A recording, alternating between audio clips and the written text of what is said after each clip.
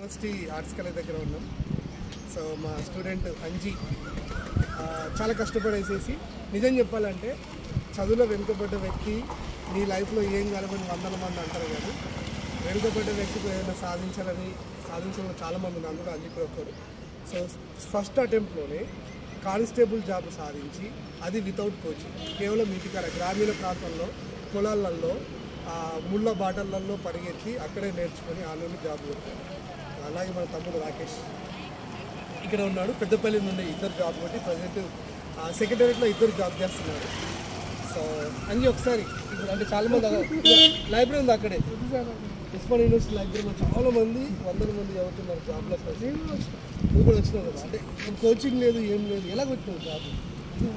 Technique ఏంటిది? అంటే reasoning arithmetic ఇబ్బంది ఉంటుంది కదా, ఎట్లా సెట్ చేసుకున్నావు మరి అవన్నీ? స్మార్ట్ వర్క్ చేయాలి. ఇప్పుడు హార్డ్ వర్క్ కాకుండా స్మార్ట్ వర్క్ కూడా ఉంది, హార్డ్ వర్క్తో పాటు స్మార్ట్ వర్క్ కూడా ఉండాలి. నీ టెక్నిక్ ఎట్లా అండి? మ్యాథ్స్ అనేది తక్కువ ఉంటాయి కదా, ఉన్న టైంలో షార్ట్ టైంలో మ్యాథ్స్ తీసుకుంటే బాగా కష్టమైంది.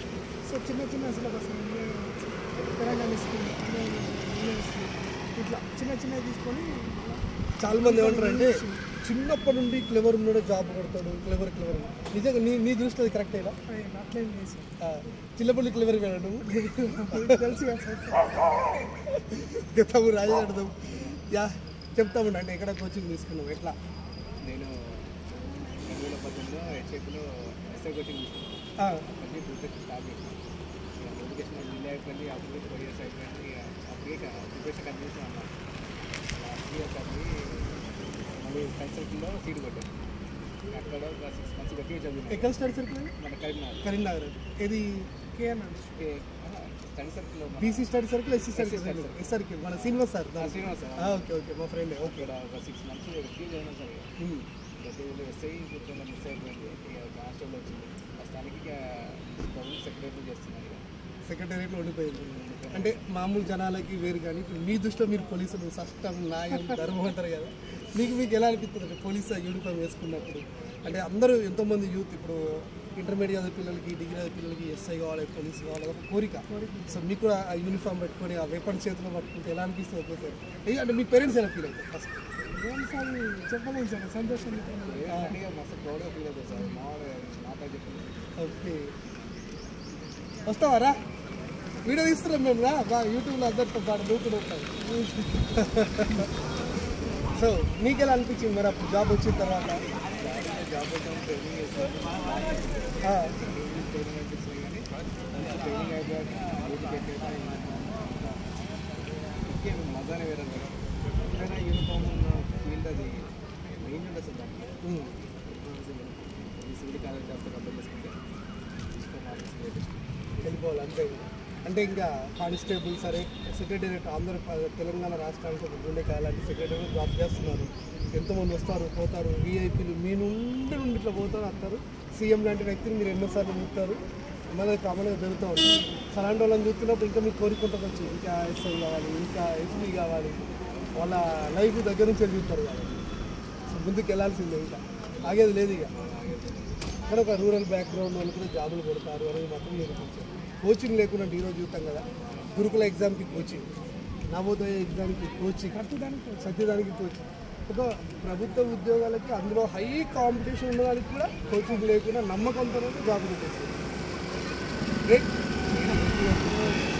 నా గురువు గారు ఇంటర్లో గురువు గారు, ఇంటర్లో 10th 8th మాకు ఇంగ్లీష్ సో మంచి ఈ యొక్క అంటే ఏమంటారు ఆర్ట్స్ కాలేజ్ ముందు ఉన్న వీడియో చూస్తున్న వాళ్ళందరూ కూడా సో ఇన్స్పైర్ అవ్వండి, ఇన్స్పిరేషన్గా ఫీల్ అవ్వండి.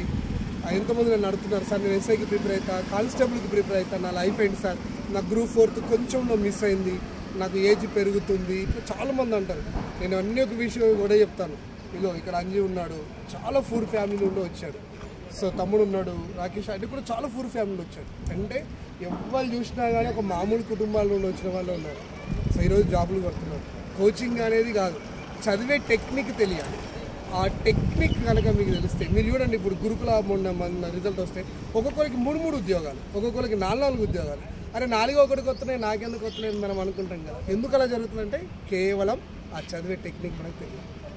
అది తెలిసింది కాబట్టి చిన్న ఏజ్లో అంటే 22, 23 అటు డిగ్రీ పూర్తయిందో లేదో ఇటు జాబ్లు కొట్టేసిండు.